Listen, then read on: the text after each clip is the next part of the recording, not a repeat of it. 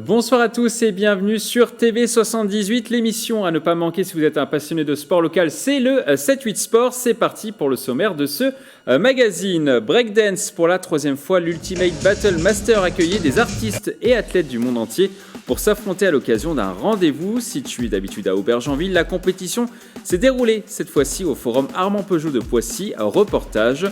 Danse classique, ce sport est encore cette année l'un des plus plébiscités lors des forums des associations. Comment expliquer à cet engouement? Nous sommes allés du côté de Saint-Cyr-l'École dans une structure de danse. Voile, Louis Burton, le skipper de Rambouillet, va participer à la prochaine édition de la Transat Jacques Vabre. Le troisième du dernier Vendée Globe naviguera avec son ami Davy Baudard. Les détails dans ce magazine. L'actualité sportive, c'est maintenant sur TV78.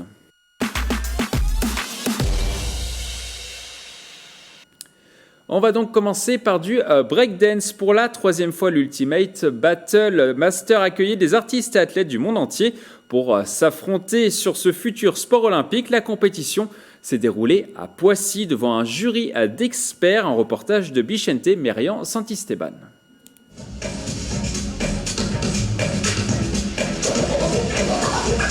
Une soirée de gala au forum Armand Peugeot à Poissy.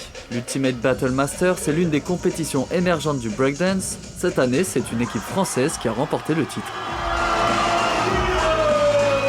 C'était assez rude parce que c'était sur du temps, 8 minutes, 9 minutes, 10 minutes, ça demande beaucoup de temps, beaucoup d'énergie. Surtout qu'on n'était pas préparé à ça, mais on a su quand même bien relever la pente et on a pu gagner cette compétition et on est très fiers de moi et mon équipe. Une belle performance tant le niveau était élevé avec des équipes venues du monde entier. Ce qu'on a pu voir ce soir, ça fait partie de l'excellence mondiale. Que ce soit le continent européen, le continent africain, le continent américain. Voilà, ils étaient tous représentés. C'est actuellement ce qui se fait quasiment de mieux. Pour encadrer les athlètes, un jury de prestige. Le jury que j'ai choisi, c'est vraiment la crème au niveau des b-boys français. On a eu Khalil qui est champion de France. On a eu Lil Kev qui est triple champion du monde. Et on a eu Soso qui est une figure emblématique du b-boying français et qui est aussi champion de France. Donc et vice-champion du monde. Du côté des moins de 16 ans, l'Italien B-Boy Danger a gagné la finale face au Français Lucky.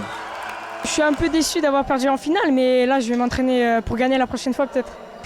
Le breakdance étant désormais une discipline olympique, l'Ultimate Battle Master souhaite s'inscrire dans les tournois préparatoires en vue de Paris 2024.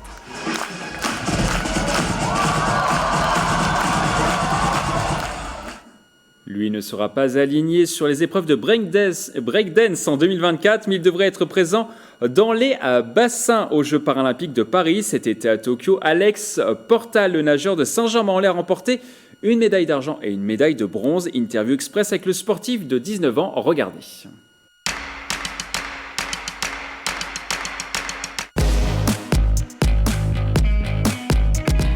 Là où j'ai le plus réalisé que j'avais fait de belles choses, c'est quand j'étais sur le podium, surtout au 200 mètres 4 nage où on voit le drapeau de la France qui s'élève. Après, c'est aussi sur le retour, quand on est avec toute la délégation dans l'avion, tous les Français qui sont là dans l'avion profiter. Et après, à notre arrivée en France, à l'aéroport, on a été escorté jusqu'à l'hôtel de ville par la police. Enfin, c'est des choses qui arrivent très rarement, voire jamais. Et du coup, c'était une super expérience. Et de voir à l'hôtel de ville, en fait, on a fait la passation du drapeau pour Paris 2024, du drapeau paralympique.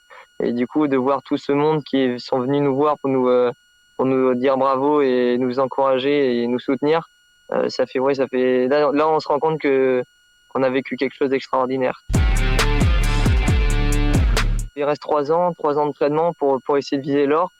Manière, il n'y a que ça qui marche, l'entraînement, il n'y a que ça qui fonctionnera. Donc, je retournerai là à l'eau le 4 octobre pour enchaîner sur une saison qui se finira par les championnats du monde en juin au Portugal.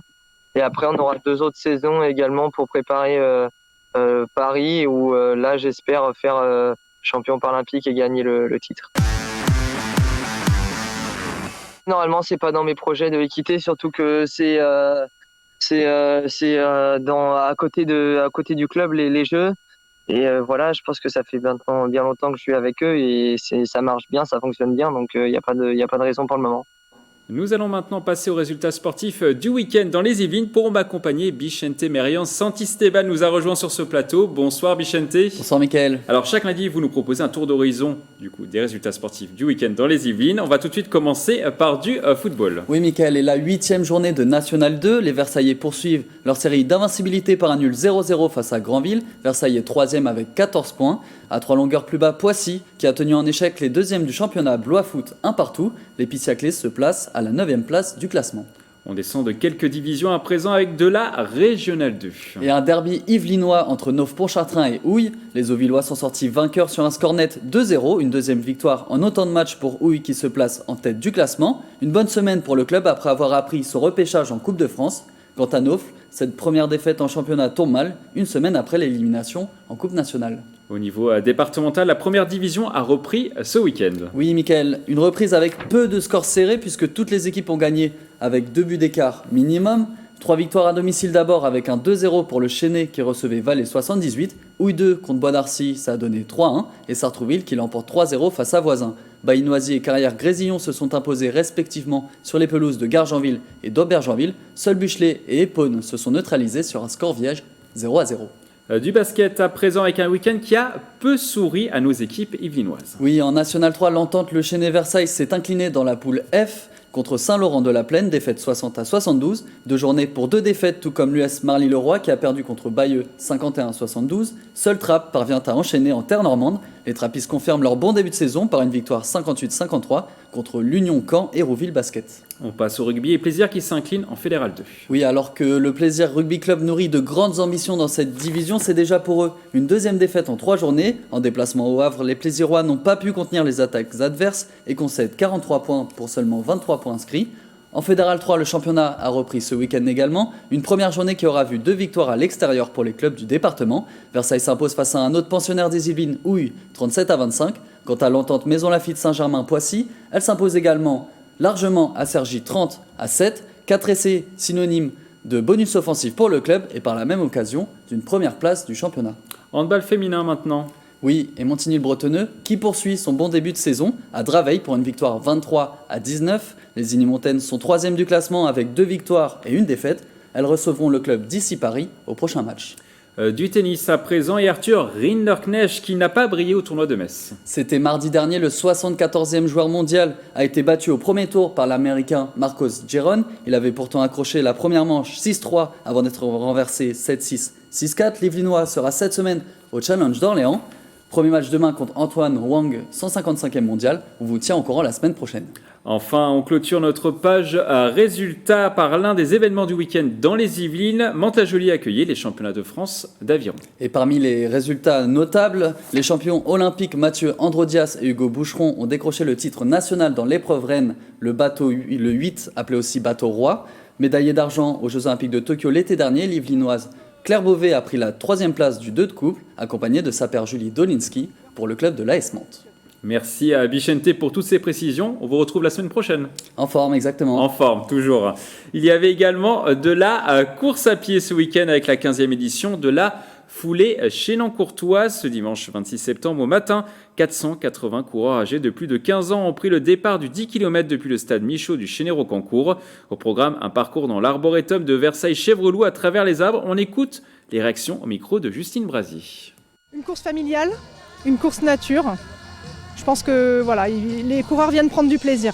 Pas forcément une performance sur notre course, mais surtout du plaisir. C'est un grand plaisir d'être au départ ce matin avec toutes ces personnes avec qui on va partager le bonheur de pouvoir recourir sans trop de contraintes. Voilà, et surtout le plaisir de faire du sport. Voilà, en loisir, peut-être en compétition, mais surtout en loisir pour rester en forme. Allez, au revoir. En voile, Louis Burton a décidé de tester son nouveau bateau Bureau Vallée 3 sur la Transat Jacques Vabre. Il partira au mois de novembre avec son ami Davy Baudard pour cette course transatlantique en duo. Les images de Patrick Jacques de Dixmude. Louis Burton participera une nouvelle fois à la Transat Jacques Vabre. Le skipper originaire de Rambouillet sera au départ de cette 15e édition avec son Bureau Vallée 3. Le Navigator aura pour objectif de terminer dans le top 5 de cette course transatlantique qui reliera Le Havre à la Martinique. On a le bateau pour cette année, on aura quand même pu naviguer pas mal avec, on a nos sponsors, dont Bureau Vallée en tête, qui nous permettent de faire un nouveau jeu de voile, qui nous permettent de vraiment préparer notre bateau. Donc on vise un top 5 et on rêve secrètement de monter sur le podium. Ouais. Pour sa 6e participation, Louis Burton partira avec son ami de longue date Davy Baudard, un skipper qui devrait lui permettre de remplir ses objectifs. On est déjà parti ensemble avec Davy en 2019, c'est un ami, ça c'est sûr, depuis très longtemps, mais c'est aussi un grand champion puisqu'il a gagné énormément de courses dans toute sa carrière. Et puis c'est quelqu'un qui a une grande compétence dans le développement technique des bateaux et donc on est assez complémentaires sur ces aspects-là. Et ça se passe très bien sur l'eau, on se complète avant la course et sur l'eau on fait tout ensemble. Le départ de la Transat Jacques Vabre est programmé le 7 novembre prochain à 13h30, direction à Les Antilles pour la flotte. Coup de projecteur à présent sur une discipline indémodable, la danse classique, avec plus de 80 000 adhérents et 3 millions de pratiquants dans toute la France. Ce sport est encore cette année l'un des plus plébiscités lors des forums des associations. Comment expliquer cet engouement? Nous sommes allés du côté de Saint-Cyr-l'École dans une structure de danse, un montage de Lucas Audard. Flex et demi-pointe, pointe. L'autre pied. Aujourd'hui, comme souvent, ce cours de danse classique à Saint-Cyr-l'École est bien rempli dans le complexe sportif Pierre Mazot. Une vingtaine de danseuses s'essayent au cabriole, au pas chassé ou encore au changement de pied. Une véritable passion pour ces sportives. C'est sympa et c'est une bonne occupation. En plus, je vois mes copines préférées et c'est cool. J'ai fait des grands gestes comme ça. J'ai trouvé une occupation et j'ai trouvé la danse classique et quand j'ai commencé, il y avait déjà mes amis et tout ça, donc je me suis dit que ça pouvait être cool et j'ai continué. Ça nous occupe au lieu de rester à la maison à écrire ou à regarder la télé. En France, on compte près de 80 000 adhérents, dont plusieurs milliers dans les Yvelines, des chiffres en augmentation depuis plusieurs années. Dans cette structure de Saint-Cyr-l'École créée en 2015, les inscriptions ont doublé en 6 ans pour passer à 150 adhérents sur la danse classique. La rigueur de la matière leur plaît beaucoup, l'expérience scénique également. On apprend 2 choses essentiellement, un travail purement technique que vous avez pu voir, par exemple un travail de position, de jambes, de bras et un travail artistique où on a beaucoup d'imaginaire et d'expression qui est mis en jeu dans le travail chorégraphique. Un apprentissage qui commence dès le plus jeune âge. Ici, à Saint-Cyr-l'École, on peut débuter dès 3 ans. On passe maintenant à notre page agenda.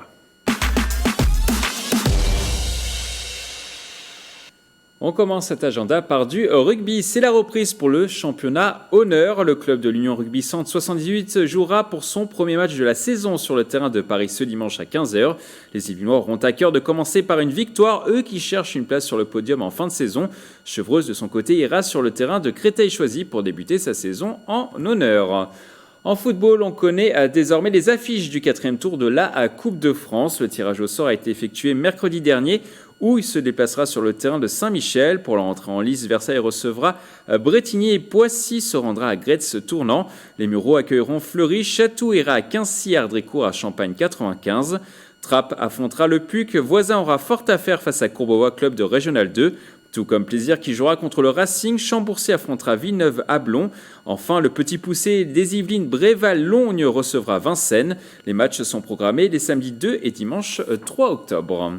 Et on termine par un rendez-vous insolite. Les championnats de France de Dragon Boat sont programmés ce samedi et dimanche sur le stade nautique international Didier Simon à Mantes-la-Jolie. Ce sport nautique d'équipe se déroule à bord d'une pirogue et il faut avancer avec l'aide des bras le plus rapidement possible. Si vous voulez assister à ce rendez-vous, l'entrée est libre. C'est la fin de cette émission. Merci de l'avoir suivi. On se retrouve bientôt pour un nouveau magazine. D'ici là, passez une excellente semaine sportive. À bientôt sur TV78.